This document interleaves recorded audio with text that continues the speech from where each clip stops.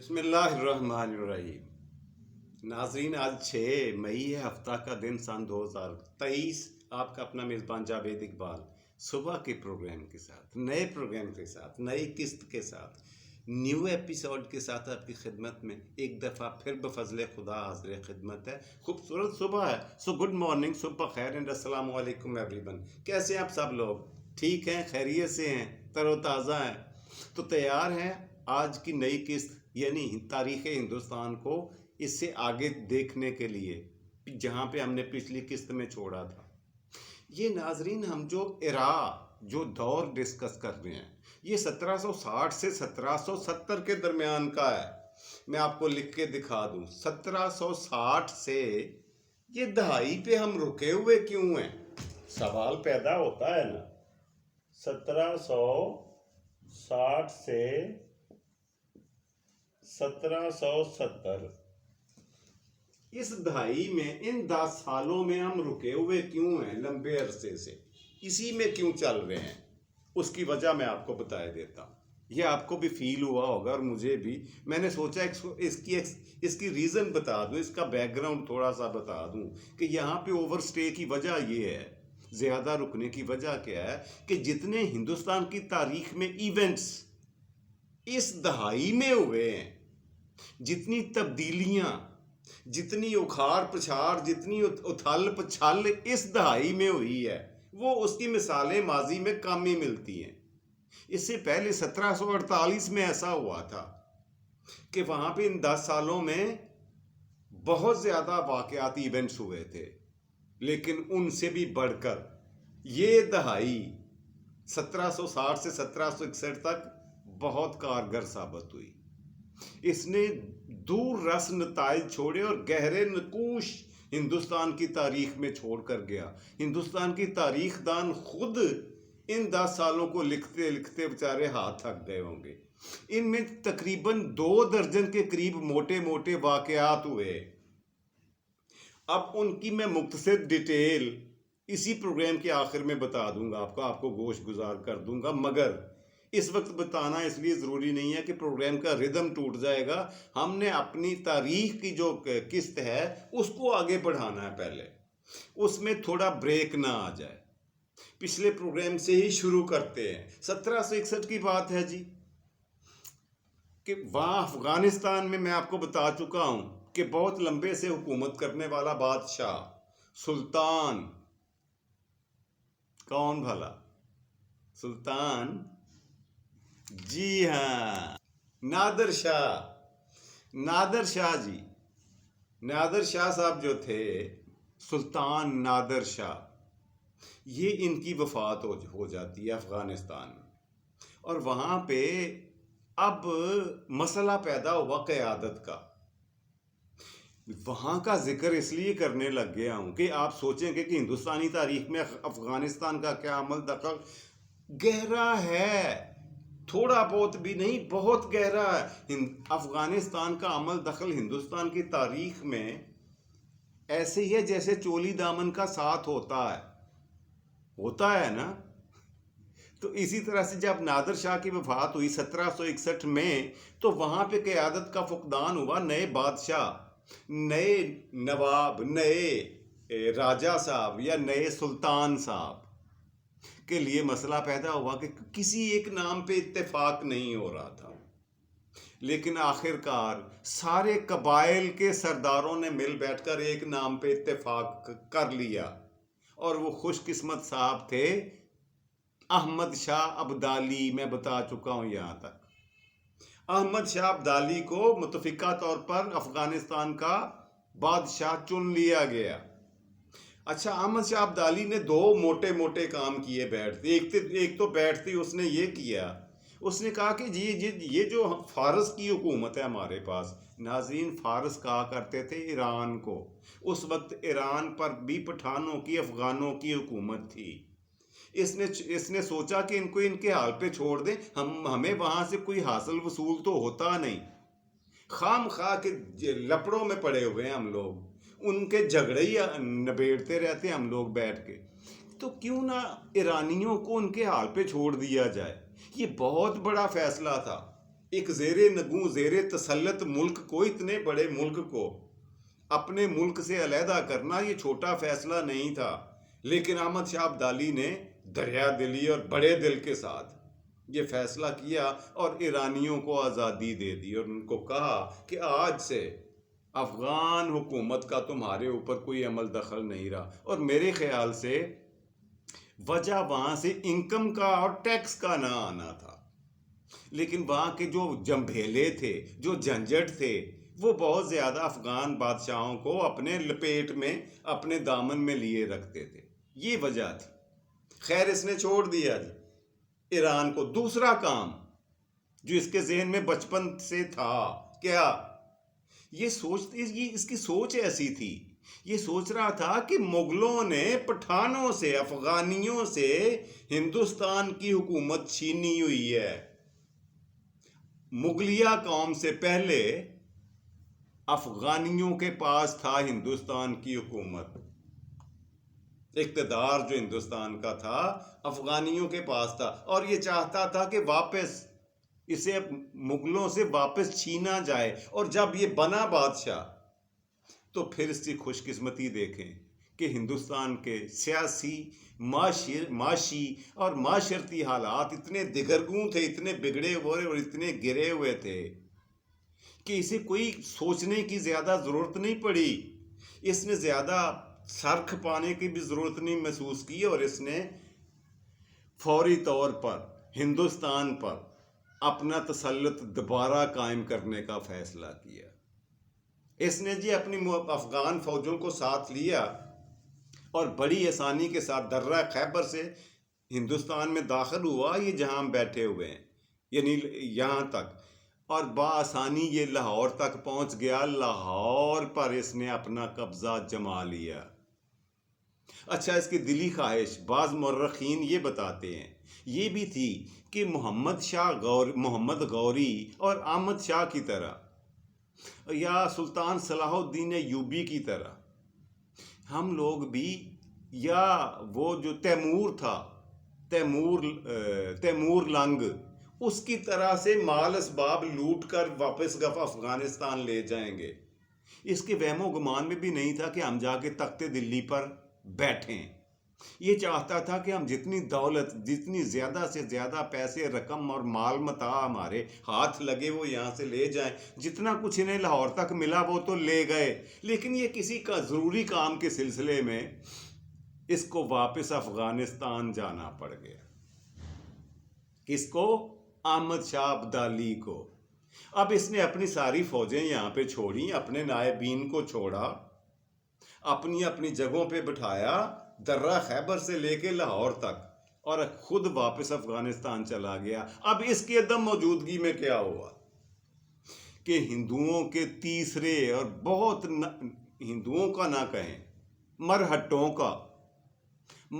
का तीसरा नामवर पेशवा, रूहानी पेशवा, जो पूरे हिंदुस्तान के मरहट्टों का पीर और मुर्शद माना जाता था, महामुर्शद, तो उसका नाम था राव बालाजी। इसकी हिस्ट्री में आपको पिछली बहुत पीछे जाके बता चुका हूँ कि ये पेशवाई का काम मराठों में कब, कैसे और क्यों शुरू हुआ। ये लंबी कहानी है, ये इसके लिए आपको बहुत पीछे जाके पिछली किस्तें देखना पड़ेंगी अगर कोई जानना चाहे तो। बहरहाल ये तीसरा नामी गिरामी पेशवा था मरहट्टों का, और मरहट्टा लड़ाई के लिहाज से, कत्लो गारतगरी के लिहाज से, मरने मारने और कटने काटने के लिहाज से मानी हुई कौम थी हिंदुस्तान की। राजपूतों के अलावा यही कौम थी जो जंग और लड़ाई से कन्नी नहीं कतराते थे, बल्कि खुद तलाश करते थे, दावत देते थे। मराठे डरपोक कौम नहीं थी, जंगजू कौम थी। इसने जो तीसरे पेशवा थे, इसने, जिनका नाम है मैंने आपको बताया बालाजी राव, इन्होंने अपने छोटे भाई रघुनाथ उर्फ रघु बाबा, इनके छोटे भाई का नाम था रघुनाथ। इनका अपना नाम भी चलो मैं आपको लिख दूं अगर आपको समझ नहीं आ रही, तो इनका अपना नाम था बालाजी राव। इन्होंने अपने छोटे भाई को, जिनका नाम क्या था, रघुनाथ उर्फ रघु बाबा,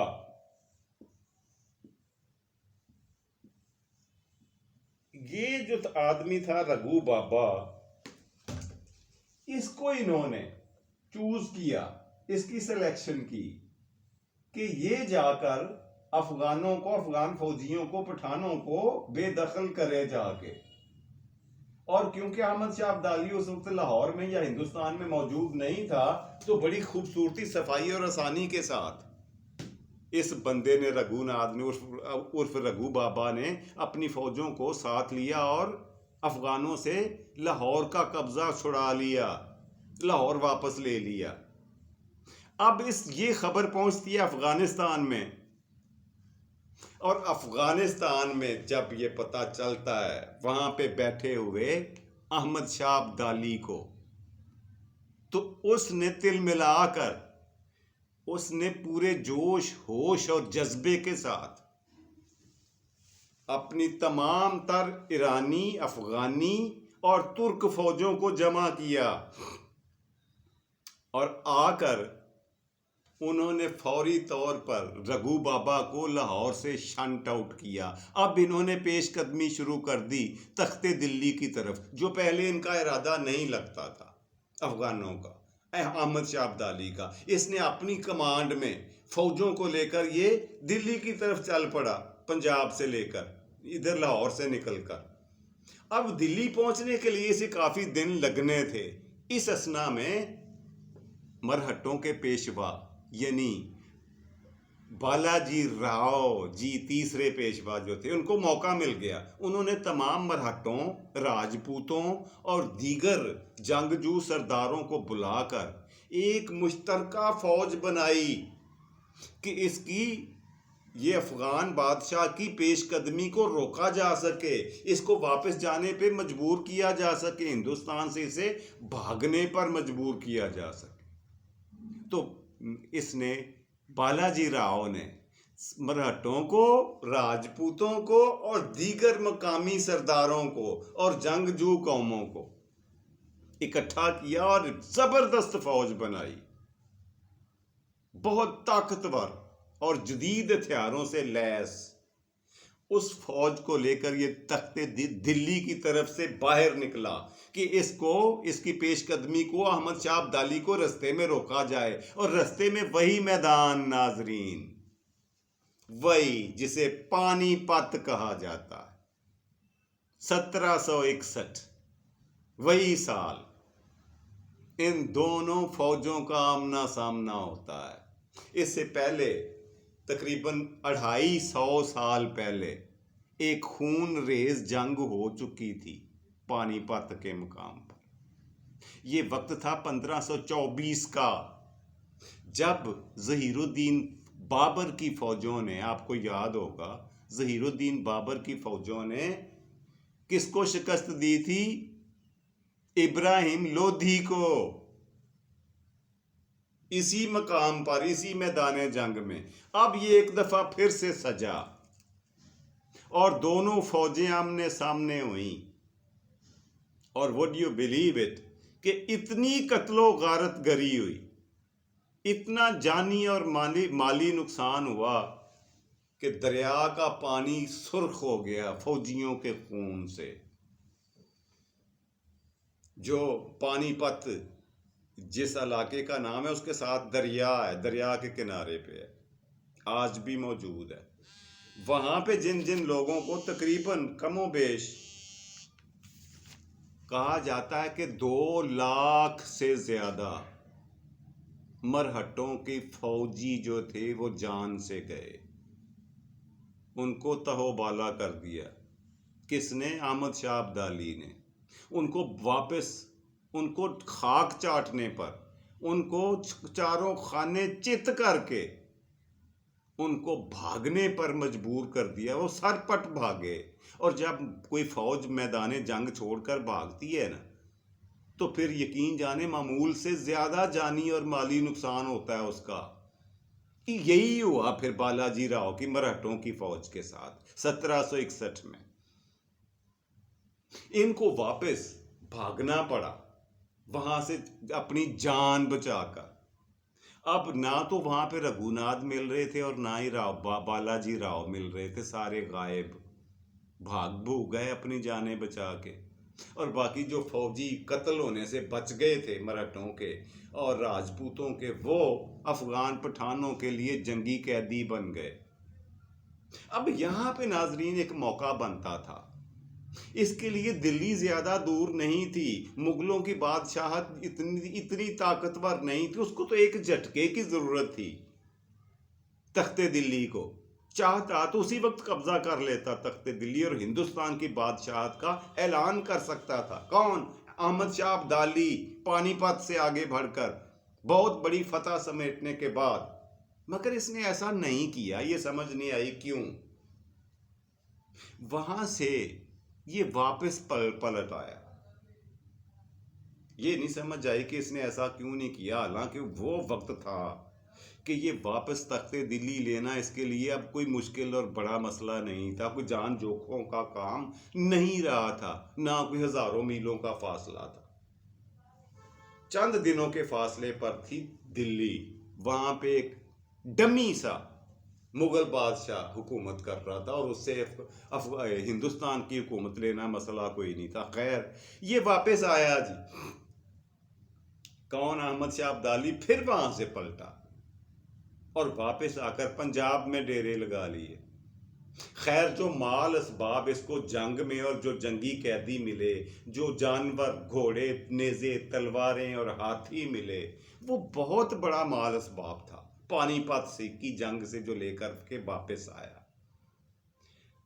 और अब वापस आने के बाद आगे थोड़ा सा लंबा वाकया है, लेकिन वो सुनाने से पहले मैं आपको अब वादे के मुताबिक बता दूं कि 1761 में कौन कौन से बड़े वाकयात हुए थे। मैंने प्रोग्राम के शुरू में कहा था कि आपको गिनवाऊंगा, बताऊंगा। सबसे पहला और बड़ा वाकया ये हुआ कि हिंदुस्तान के पहले लॉर्ड, अंग्रेज हुकूमत के तख्ते बरतानिया के बानी सर रॉबर्ट क्लाइव, खुदकुशी की उन्होंने इंग्लैंड में, इंग्लिस्तान में।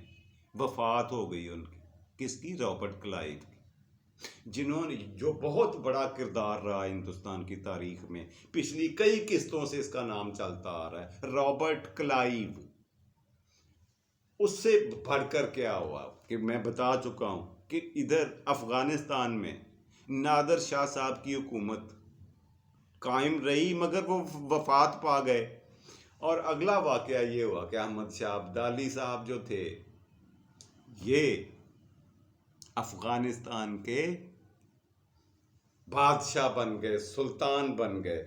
अगली बहुत बड़ी पेशरफ्त यहाँ पे ये हुई कि इसी साल में जो फ्रांसीसियों का एक तजारती होल्ड था हिंदुस्तान पे, वो बहुत बड़ा ट्रेड सेंटर, एक तजारती मरकज था जिसे पांडेचेरी कहते थे, वो इनके हाथ से जाता रहा, वो अंग्रेजों ने छीन लिया। यानी फ्रांसीसी जो जनरल बुसी ने वहां पे सल्तनत कायम की हुई थी, उसको शर्मनाक शिकस्त हुई पांडेचेरी में। जो ट्रेड सेंटर था, तजारती मरकज था, वो वापस अंग्रेजों के कब्जे में चला गया। और अंग्रेजों ने फिर वहां के जनरल बुसी, जो फ्रांसीसी बादशाह था, उसके बनाए हुए शख्स को उतार कर अपने एक बंदे को बादशाह बनाया। उसका नाम था निज़ाम अली, मुसलमान था। उसे पांडेचेरी का हुक्मरान बना दिया गया। इससे अगला बड़ा वाकया ये हुआ जी, वही जो पानीपत की जंग है। ये बजाते खुद एक बहुत बड़ा वाकया, ऐसे और बड़ा वाकया हो कोई नहीं सकता। और वाकया इससे भी बड़ा। वो क्या? वो ये कि मरहटों के तीसरे पेशवा बालाजी राव, पानीपत की ये इबरतनाक शिकस्त देखने और सुनने के बाद, ये खबर सुनने के बाद वफात पा गए, फौत हो गए। इतना सदमा लिया कि ये इतनी बड़ी फौज मुमकिन नहीं है अफगानों से शिकस्त खा जाए। वो तादाद में भी थोड़े थे और उनके पास साजो सामान भी जदीद नहीं था जंगों का, फिर भी वो हम पर गालिब आए। ये सदमा उनको जानलेवा साबित हुआ। किसको? मरहट्टों के पेशवा, तीसरे पेशवा बालाजी राव का। और जो चौथा पेशवा उनका आया, वो इतनी मशहूरी, इतना गलबा और इतनी अपनी पैरोकारी बना ही नहीं सका। फिर तारीख बताती है कि अगला जो चौथा पेशवा था, उसको इतनी कोई पजीराई नहीं मिली मराठों में इसके जाने के बाद। उसका रोब और दबदबा खत्म होता रहा। इससे अगला वाकया बहुत बड़ा वाकया, मैसूर का साबका बादशाह नवाब, जिसका नाम मीर जाफर था, उसकी वफात हुई। और जो उसका दामाद नया नवाब बना था बंगाल का, जिसका नाम मीर कासम मैं आपको बता चुका हूं, वो गुमनाम हो गया, भाग गया। इस वजह क्या बनी, कहां से, क्यों और कब भागा, ये पिछली किस्तों में बता चुका हूं। अगर कोई चाहे वहां देखना चाहे तो देख सकता है। अब एक बहुत बड़ी डेवलपमेंट 1761 में हुई, वो ये कि मैसूर का नवाब एक शेर दिल आदमी बन गया, जिसका नाम था हैदर अली। कौन नहीं जानता इस नाम से? ये 1761 की बात हो रही है। ये मैसूर का नवाब बन गया, हुक्मरान बन गया, जिसने आगे चल के हिंदुस्तान की तारीख में एक बहुत बड़ा बाब सब्त किया, जिसकी तफसील आगे चल के आएगी कि हैदर अली ने क्या क्या यहां पे काम किए। रॉबर्ट क्लाइव जैसी वफात को लेकर के, पानीपत और बालाजी राव की शिकस्त तक और उसकी मौत तक के बहुत बड़े वाकयात 1761 में हुए। इसीलिए यहाँ पे हमें कुछ ज़्यादा टाइम लग गया है इन सालों को कवर करते हुए। आज के प्रोग्राम की पहली किस्त को हम यहीं पे, तारीख के पहले सेगमेंट को यहीं पे क्लोज करते हैं। प्रोग्राम का दूसरा और मज़ेदार आपका फेवरेट सेगमेंट हुआ करता है आज का लफ्ज। जी आज का लफ्ज मुलाहिजा फरमाएं। आज का लफ्ज है जी बालम। अच्छा, कौन है जिसने ये लफ्ज पढ़ा सुना और कभी देखा नहीं? पुराने गानों में तो अभी ये फ्रीक्वेंटली इस्तेमाल होता है, बालम, बालम या बलमा, ये लफ्ज बालम सारों ने ये सुना होगा। क्या मतलब होता है इसका? ये संस्कृत का खालिस्तानी हिंदुस्तानी लफ्ज है, संस्कृत का। और संस्कृत आपको पता है कि हिंदी की माँ और उर्दू की नानी अम्मी है। अच्छा, इनका ये हुआ कि इन्होंने जाकर के ये बालम जब आया हिंदुस्तान की तारीख में, अब इसका मतलब ये लिया जाता है आशिक, प्यार करने वाला, महबूब, यही मतलब लिया जाता है ना बालम का। हालांकि ऐसा नहीं था। बालम संस्कृत का लफ्ज है और इसका मतलब था दूल्हा, शौहर, खामंद। नौजवान खूबसूरत दूल्हे को बालम कहा जाता था। और अब इसका मतलब आशिक बन गया, महबूब बन गया, मशूक बन गया और पता नहीं क्या क्या बन गया। जी ये था नाजरीन आज का लफ्ज़ जो मैं आपके खिदमत में पेश करना चाह रहा था। आज के प्रोग्राम का तीसरा आखिरी मज़ेदार और आपका फेवरेट सेगमेंट आज की बात, वो आपके गोश गुजार करता हूँ और फिर आपसे इजाज़त चाहता हूँ। आज की बात ये ऐसा है, गौर करने की बात, गौर तलब चीज़, और वो ये कि सरबराह, सरदार किसी घराने का हो, किसी कबीले का हो या फिर किसी मुल्क का, उसे बहादुर, दलेर और मजबूत आसाब का मालिक होना चाहिए। क्यों जरूरी है, मैं आपको बताता हूं इसकी वजह क्या है। इसलिए कि जब वो टूट जाता है ना,